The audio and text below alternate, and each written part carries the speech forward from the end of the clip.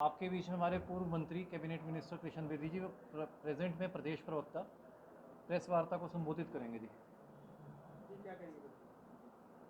आज भारतीय जनता पार्टी के केंद्रीय नेतृत्व और प्रदेश नेतृत्व का एक निर्देश था कि पिछले दिनों जो कांग्रेस और ईडी गठबंधन ने अपना जो घोषणा पत्र, चुनावी घोषणा पत्र जारी किया गया है, कुछ मुद्दे उसमें ऐसे हैं जो देश की एकता और अखंडता के लिए और समाज के लिए बहुत बड़ा आने वाले समय में खतरा हो सकते हैं। वो शॉर्टकट के लिए इस प्रकार से पूरे देश को, पूरे समाज को इस प्रकार से टुकड़ों में बांटकर और कुछ ऐसे वर्गों को इस प्रकार का लालच और लोभ देकर कांग्रेस और इंडिया गठबंधन के पक्ष में मतदान की उन लोगों ने एक छुपे हिडन एजेंडे के तहत एक योजना बनाई है। और वो कांग्रेस और ईडी गठबंधन का हिडन एजेंडा कोई आज का नहीं है, देश की आज़ादी के समय से उनका चल रहा है। और ये आने वाले समय में आपके माध्यम से मैं आपका एक बहुत बड़ा दायरा है, बहुत बड़ा मीडिया का सर्कल है, करोड़ों करोड़ों लोग आप लोगों से जुड़े हुए हैं। और आज के ज़माने में सबसे ज़्यादा यदि समाज को कोई अवेयर और चेतन कर सकता है तो वो social media, print media, electronic media ये बहुत बड़ा एक जिम्मेवारी निभाता है। तो मैं उनके इस हिडन एजेंडे पे कुछ बिंदु ऐसे हैं जिस पे आपका ध्यान मैं दिलाना चाहता हूँ और आपके माध्यम से देश और प्रदेश के मतदाता और आम व्यक्ति तक ये बात मैं पहुंचाना चाहता हूँ। इन्होंने अभी अपना घोषणा पत्र 2024 कांग्रेस ने जो घोषित किया है, उन्होंने तुष्टीकरण की राजनीति को चुनाव जीतने का हथियार बनाया। जो लोग वर्षों वर्षों से इस तुष्टीकरण के खिलाफ लड़ रहे हैं और इस तुष्टीकरण के मुंह तोड़ जवाब देने के लिए भारतीय जनता पार्टी के नेतृत्व में 2014 में नरेंद्र मोदी जी के सरकार बनने के बाद हमने प्रत्येक व्यक्ति के विकास का एजेंडा बनाया है। परंतु कांग्रेस ने जो अपने घोषणा पत्र के अंदर टुकड़ों में बांटकर लोगों को लोभ प्रलोभन देकर लोगों की भावनाओं को भड़काकर वोट की अपील की है। इसमें कुछ चुनिंदा मुद्दे ऐसे हैं। कांग्रेस कहती है आप लोग हमें मतदान कीजिए, हमें हमें वोट दीजिए, हमारी माता बहनों के पास जो सोना है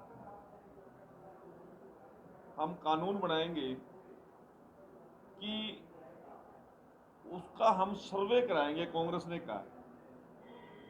और यदि उस सर्वे के अंदर कुछ चीज़ें ऐसी आ जाएं, वो फिर हम सरकार के पास जमा करा के फिर हम जिन लोगों के पास वो चीज़ें नहीं हैं उन तक वो पहुंचाने का काम करेंगे। मैं छोटा सा बात कहना चाहता हूं। अपने सनातन धर्म के अंदर, सनातन संस्कृति के अंदर मंगलसूत्र एक बहुत बड़ा महिला का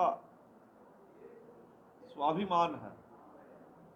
और बहुत से वर्ग ऐसे हैं जो मंगलसूत्र डालते ही नहीं। यदि देश की महिलाओं पर 80% महिलाओं के घरों में मंगलसूत्र मिलेगा और वो कहीं कांग्रेस के एजेंडे में जो चीज़ छुपी हुई है उनको लगता है कि ये एक्स्ट्रा जेवर है, तो मंगलसूत्र को लेकर उन लोगों को देने का काम करेंगे जिनके पास मंगलसूत्र का कोई विचार ही नहीं है, सोच ही नहीं है। इसी प्रकार से इन लोगों ने कहा है कि कांग्रेस नौकरी पेशा लोगों ने अपने जो एफडी करवाई है या कोई अपना धनराशि बैंकों के माध्यम से जमा कराई है और वो कहते हैं कि हम इसकी जांच कराएंगे कि उसकी एफडी तो जो जिस व्यक्ति ने कराई है उसको ज़रूरत है या नहीं है।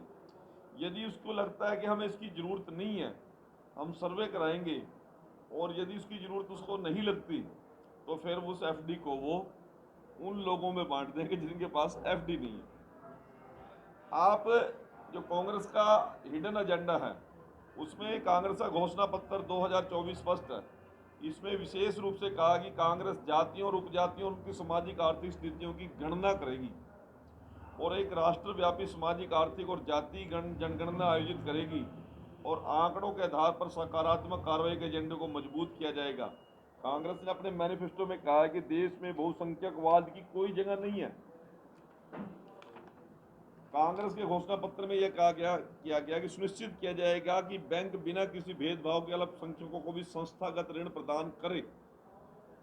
इसके साथ साथ ये भी कहा जाएगा कि अल्पसंख्यकों को शिक्षा, स्वास्थ्य देखभाल, सार्वजनिक रोजगार, सार्वजनिक कार्य अनुबंध, कौशल विकास, खेल और सांस्कृतिक गतिविधियों में बिना किसी भेदभाव के उनको भी विशेष रिजर्वेशन के तहत आरक्षण की श्रेणी में लाया जा सके। कांग्रेस अपने मैनिफेस्टो में लिखता है कि SC, ST, OBC की रिजर्वेशन अभी तक एक लाइन तैयार कर दी गई है कि 50% से ज्यादा किसी को आरक्षण की श्रेणी में नहीं लाया जा सकता। कुल मिलाकर जिस भी वर्ग को आरक्षण देना 50% के अंदर देना है। उन्होंने कहा कि नहीं, हम इस 50% की सीमा को खत्म कर देंगे, क्योंकि सारी श्रेणियों को मिलाकर पूरी जो संख्या बनती है वो 90% बनती है, और 10% जो बहुसंख्यक लोग हैं उनकी संख्या है। उनका कहने का भाव क्या है कि सारी जातियां 50% में सिमट गई, परंतु बहुसंख्यक को 50% केवल उनको भी रिजर्वेशन इस बात की है कि वो बहुसंख्यक है, तो वो बहुसंख्यक के आरक्षण को, कैटेगरी को आरक्षण की श्रेणी में लेके आएंगे। और दूसरा सबसे बड़ी बात क्या कि जो लोग धर्म परिवर्तन करके, चाहे वो SC के हैं, BC के हैं, OBC के हैं, ST के हैं, वो धर्म परिवर्तन करने के बाद वो मुस्लिम तो बन जाएंगे, ईसाई तो बन जाएंगे, क्रिश्चियन तो बन जाएंगे, परंतु उनको रिजर्वेशन का लाभ एज इट इज रहेगा। जबकि वो ये कहते हैं कि हिंदू धर्म में तो जातियां हैं, उपजातियां हैं, और मुसलमान में कोई जातियां नहीं है, उपजातियां नहीं है। जब उनमें वो जो कन्वर्जन करता है, फिर वो SC, ST कैसे रह जाएगा, वो OBC कैसे रह जाएगा, वो BC कैसे रह जाएगा, वो तो मुस्लिम हो गया। अब यदि कृष्ण बेदी को कहीं ये लगता है कि मैं हिंदू हूँ, मुझे किसी बात का लाभ नहीं मिल रहा, और यदि मुझे मेरा नाम बदलकर, धर्म बदलकर कृष्ण की जगह क्रीम रख लूँ अपना नाम, तो मुझे कोई लाभ मिल जाएगा, तो कितनी देर लगेगी इस देश के अंदर? मैं क्रीम तो बन गया, परंतु मेरा शेड्यूल कास्ट का दर्जा एज इट इज रहना चाहिए। जब मैंने धर्म परिवर्तन इसलिए किया है कि हिंदू धर्म में छुआछात है, जाति भेदभाव है, इसलिए मैं वहां से उत्पीड़ित होकर वहां जा रहा हूँ। जब मैं वहां जा रहा हूँ तो फिर वहां तो फिर सभी जर्नली है ना जी, वहां पे तो SC, ST कोई होता ही नहीं, वहां तो छुआछात है ही नहीं है। परंतु वो कहते हैं, कांग्रेस कहते हैं कि हमारी सरकार रहेगी, आएगी, तो हम SC, ST का कन्वर्जन करने वाले लोगों को, तो आप इस बात से अंदाजा लगा दीजिए, जब ये चीज रहेगी तो किस प्रकार का कन्वर्जन होगा। इस प्रकार से लोग अल्पसंख्यक धर्मों में जाने के लिए अपने आप को शामिल कराएंगे, ये आपसे कोई छुपी हुई बात नहीं है। इसी प्रकार 5 अप्रैल को जो घोषणा पत्र राहुल गांधी जी ने जारी किया, उसने कहा कि 15% आबादी दलितों की है, 8% आबादी आदिवासियों की है, 15% आबादी माइनॉरिटीज की है, और 5% गरीब आबादी गरीब जनरल कास्ट की है। अगर इन सबको मिला दें तो 90% से ज़्यादा आबादी इन लोगों की बनती है। अगर आप हिंदुस्तान की संस्थाओं को देखें, इंस्टीट्यूशन को देखें, बड़ी बड़ी कंपनियों को देखो, इनमें कोई भी उन कंपनियों में, इन इंस्टीट्यूशन में, उन संस्थाओं में नहीं दिखाई देता। इसलिए हम देश का एक्सरे कर देंगे, दूध का दूध और पानी का पानी हो जाएगा। इसके बाद हम फाइनेंशियल और इंस्टीट्यूशनल सर्वे कराएंगे और ये पता लगाएंगे कि किसके हाथ में कितना धन है, और वो धन जैसे हमें पता लगेगा फिर उसको एक समान रूप से बांटने का काम करेंगे। जो माओवादी कम्युनिस्ट पार्टियों में चलता था, जो काम कांग्रेस पहले भी करती रही है, तो उस प्रकार का एजेंडा लेकर कांग्रेस आई है। हम आपके माध्यम से इस देश के जागरूक मतदाताओं को जागरूक करना चाहते हैं।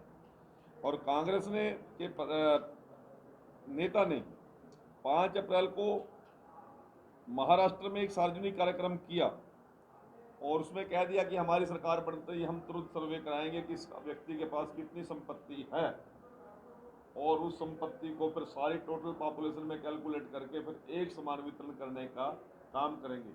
आज मैं, मेरी पत्नी और 2 मेरे बेटे 24 घंटे काम करते हैं, हाई एजुकेशन ले ली, एजुकेशन लेने के बाद दिन रात मेहनत की, मैंने भी और मेरे बच्चों ने भी, और 10 रुपये यदि जोड़ लिए।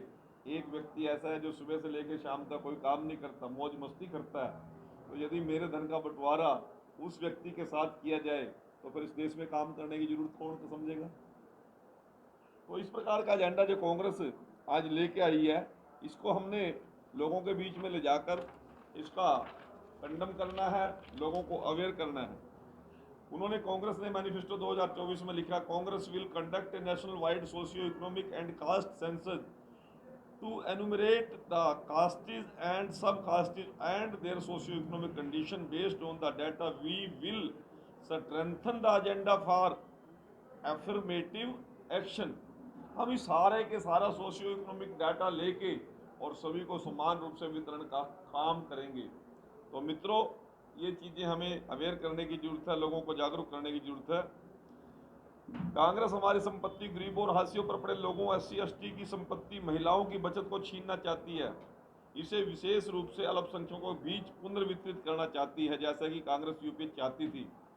अब जब उन्हें बुलाया गया तो वे अपने वादों से भाग नहीं सकते। कांग्रेस ने ऐसे भी पहले भी ऐसा किया था। कांग्रेस सरकारों ने 60-70 दशक में कानून पास करके भारतीयों को इस बात के लिए विवश किया था कि अपनी कमाई का एक हिस्सा सरकार के पास जमा कराए ताकि समान वितरण किया जा सके। तो मैं मित्रों, आप लोगों के माध्यम से राहुल गांधी की धन पुनर्वितरण योजना वो लेकर आने का उन्होंने एक एजेंडा बनाया कि सभी लोगों की संपत्ति का कैलकुलेशन करेंगे, फिर उसका वितरण समान रूप से करेंगे। तो मित्रों, राहुल गांधी जाति जनगणना के बाद जमीनों को और आवास योजनाओं के मकानों को एक धर्म के लोगों से दूसरे धर्म के लोगों में या एक जाति से दूसरे जाति में स्थानांतरित करना शुरू कर दे। याद है, जब धार्मिक आधार विभाजन के कारण लोगों को सब कुछ छोड़ छाड़ कर भागना पड़ा था, राहुल गांधी जाति के आधार पर ऐसा करना चाहते हैं। वो कहते हैं कि एक सीमा से ऊपर नकदी प्रवाह वाले व्यक्तियों या उनके खातों की जांच करेंगे। आपका ट्रांजैक्शन क्या है बैंक में,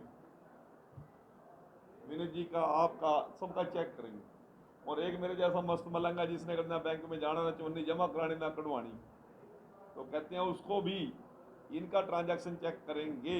और ट्रांजैक्शन चेक करने के बाद जिनके खातों में से लेन देन नहीं है, इनके खातों को उनसे खात कन्वर्ट करेंगे ताकि उन लोगों के हाथ में भी इस व्यक्ति की संपत्ति उन लोगों के हाथ में चला जाए जो निठल्ले और ना कमाने वाले लोग। उन्होंने कहा शेड्यूल कास्ट के मुसलमानों में भी घुसाया जाए। उन्होंने कहा है कि मुसलमानों को सरकारी नौकरियों में अलग से 15% आरक्षण दिया जाए। OBC आरक्षण के को धर्म के आधार पर बांटकर मुसलमानों को 6% अलग से आरक्षण देना चाहते हैं। वो शेड्यूल कास्ट के अंदर भी मुसलमानों को 15% आरक्षण के बीच में जोड़ना चाहते हैं। तो मित्रों, हमारे अनुजाति वर्ग के लोगों के साथ, OBC वर्ग के लोगों के साथ कांग्रेस एक बहुत बड़ा अन्याय करना चाहती है। तो हम आप लोगों के माध्यम से उन लोगों को आगाह करना चाहते हैं कि कांग्रेस ऐसी गलती 2006 में दोहरा चुकी है। रंगनाथ मिश्र की एक कमेटी बनी थी, उसमें तय किया था जिन लोगों ने धर्म परिवर्तन किया है उनको भी आरक्षण का लाभ मिलेगा। तब बीजेपी ने पूरे देश के अंदर एक आंदोलन चलाया था, क्योंकि उस समय मैं भी भारतीय जनता पार्टी SC मोर्चा का प्रदेश अध्यक्ष था। पूरे देश के अंदर आंदोलन हुआ, हरियाणा में भी हमने किया था, तब जाके कांग्रेस उससे पीछे हटी थी। तो इसलिए मैं आप लोगों के माध्यम से ये जो गलत बयानबाजी कांग्रेस ने की है, इसके ऊपर इन्होंने सच्चर कमेटी बनाकर एक बारी मोहर लगाने का काम भी किया था, परंतु सच्चर कमेटी की रिपोर्ट को हमने पार्लियामेंट के अंदर भी कंडम करवाया और राज्यसभा के अंदर भी कंडम कराया, तब जाके ये लोग टिके थे। परंतु अब वोटों के लालच के अंदर उन अल्पसंख्यक वर्गों को उकसा रहे हैं, उनको भड़का रहे हैं कि SC/ST के अंदर आपका आरक्षण का हिस्सा बनता है, OBC में आपके आरक्षण का हिस्सा बनता है, जनरल लोगों की संपत्ति के ऊपर भी आपका हिस्सा बनता है। तो आप हमें एक बारी मतदान करने का काम कीजिए, इन सभी लोगों की संपत्तियों को छीन कर, और आप लोगों को SC/ST का आरक्षण, OBC का आरक्षण हम देने का काम करेंगे। मैं आपके माध्यम से इस देश के लोगों को, जिन लोगों ने इस देश की एकता और अखंडता को मजबूत किया, जिन लोगों ने इस देश के लिए खून पसीना बहाकर इस देश को ताकत देने का काम किया, उन लोगों के हितों के लिए आपके माध्यम से मैं अपील करना चाहता हूँ। कांग्रेस के इस देश विरोधी ताकतों का और उनकी सोच का हमें विरोध करने की आवश्यकता है। आप सभी को मैं ये बात कह के अपनी बातों ख़त्म करता हूँ। आपका कोई सवाल है तो आप कर सकते हैं। आपने मेरी बात को सुना और अपना कीमती समय निकाल कर यहाँ इस प्रेस कॉन्फ्रेंस में सभी मेरे पत्रकार और बुद्धिजीवी साथी पहुँचे हैं, मैं आप सभी का आभार प्रकट करता हूँ। धन्यवाद।